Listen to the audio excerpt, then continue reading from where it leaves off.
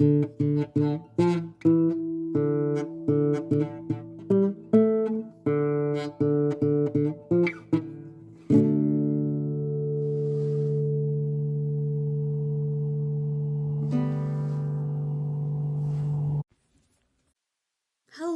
and welcome back to the cellblock Scorch.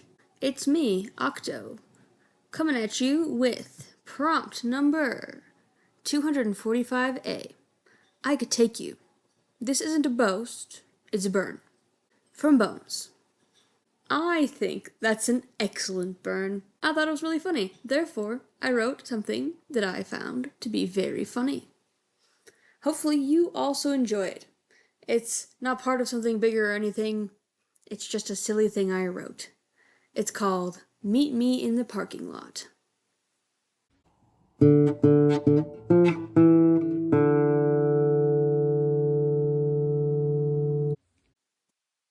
Farron slammed back the rest of his drink, truly a pittance of beer, maybe half a mouthful, and declared, "That's it! I'm gonna do it! I'm gonna fight her! Today's the day!"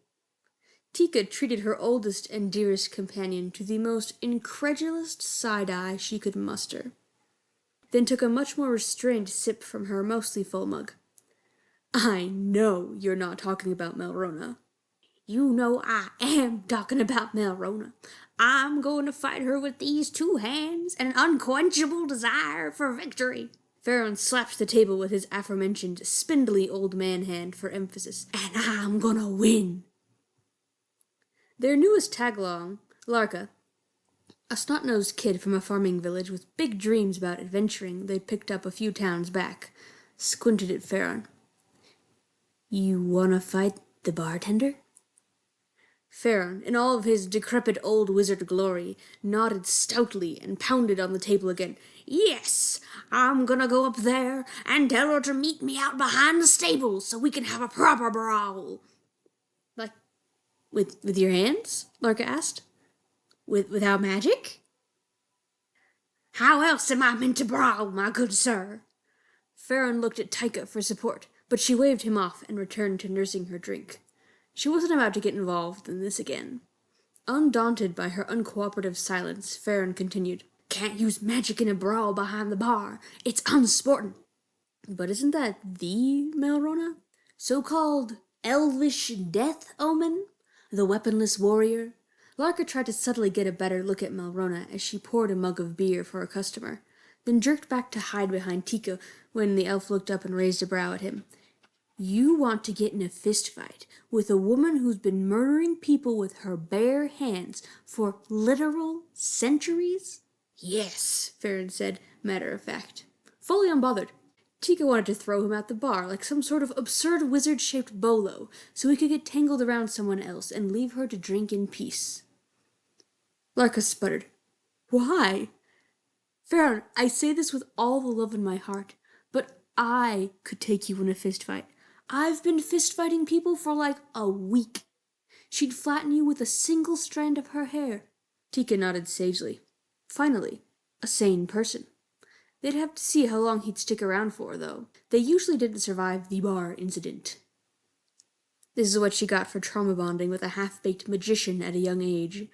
She'd been adventuring with him for nearly a century, and now she was stuck with his insanity. "Well, I think I could get at least one good hit in." Farron gamely ignored Tika's thunking her head to the counter. "I got pretty close last time, and I've been practicing my hand-to-hand." Larka choked on his drink and started coughing violently. Farron politely patted him on the back until he recovered. With his barely caught breath, he wheezed, "Last time?"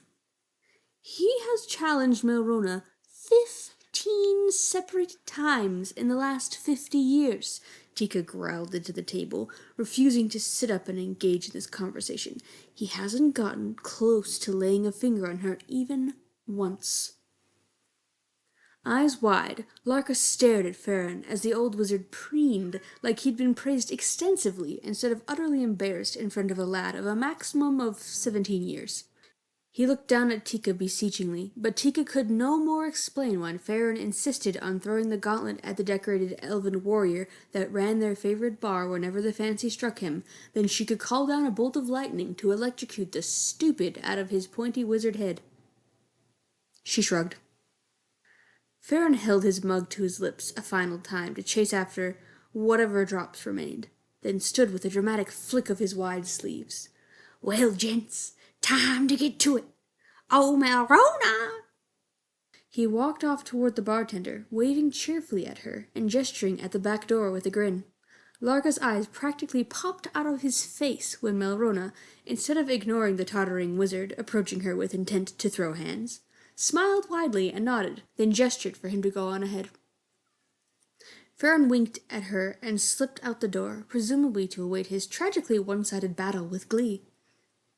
Melrona called a server over to take her place at the bar, then smoothly hopped over the counter and sauntered up to Tika, who was still trying to become one with the tabletop.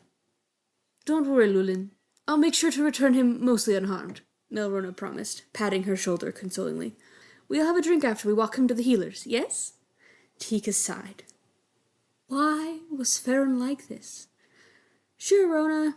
Just like always." Melrona blew her a little kiss, then walked briskly toward the door. Tika watched her go, resigned to her fate, then turned back to see Larka goggling down at her. "What?" "I can't believe this." Larka's expression was quickly transitioning from shock to deep disapproval. "I thought you were more principled than this." Tika had literally no idea what he was on about. "Kid, I don't know what you're saying, but you better think before you start saying those sorts of things. Someone could take offense." Larka blatantly ignored her warning, now switching from disapproval to outrage. He jabbed a finger at her accusingly. "How could you let that sweet old man get in fights just so you can get a hot date? Flirt on your own time." "Oh, he's not even that—" "What?"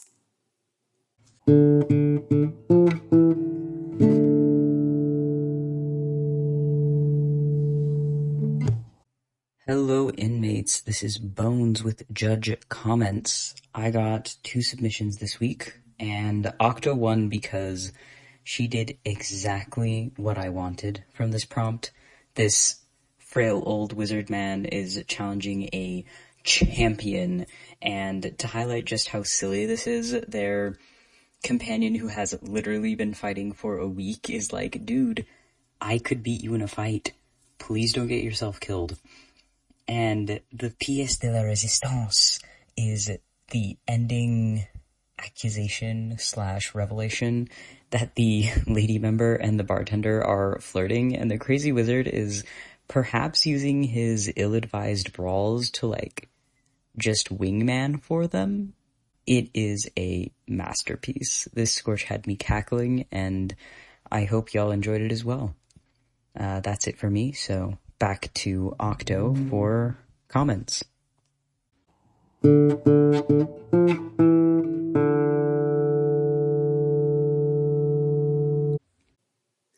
And there you have it.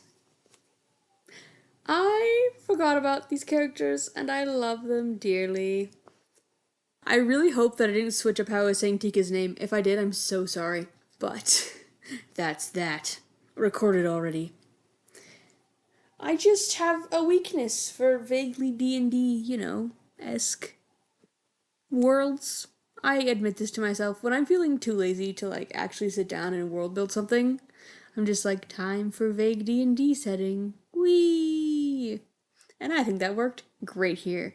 I need you to know that Melrona has been attempting to flirt with Tika for literally decades at this point, okay? She is trying so hard. She also knows that Tika is not picking up what she is laying down, not even a little bit. It is whooshing over her head, and Melrona is watching it arc like a discus away from her. And it was not her idea for Farron to, try to square up with her. It was Farron's idea, because he picked up on it, okay? He has been watching these two disgustingly flirt with each other for decades. And then, after about 50 years of this nonsense, he did something about it. And it's maybe not what he should have done about it, but it is working. For Melrona, at least. Gives them something to talk about while they're walking over to the healers. Will they one day get together for real? Probably. It'll take a while, though, because they're both semi-immortal. And Tika is dumb. Oh, sometimes it just heals the soul to have a good little jaunt, Nothing dramatic is happening here. Just a bunch of idiots being idiots. That's all I have to say about this piece. I hope it brought you joy, as it brought me much joy to read again. Let's see. What was the next prompt I gave? You'd think I'd remember this. Oh, yes. Not a cab, but a second, more secret sort of bastard, was the prompt I gave.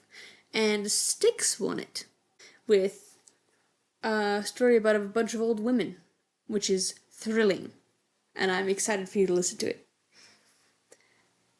My prompt came from the fact that I was just contemplating the acronym for ACAB.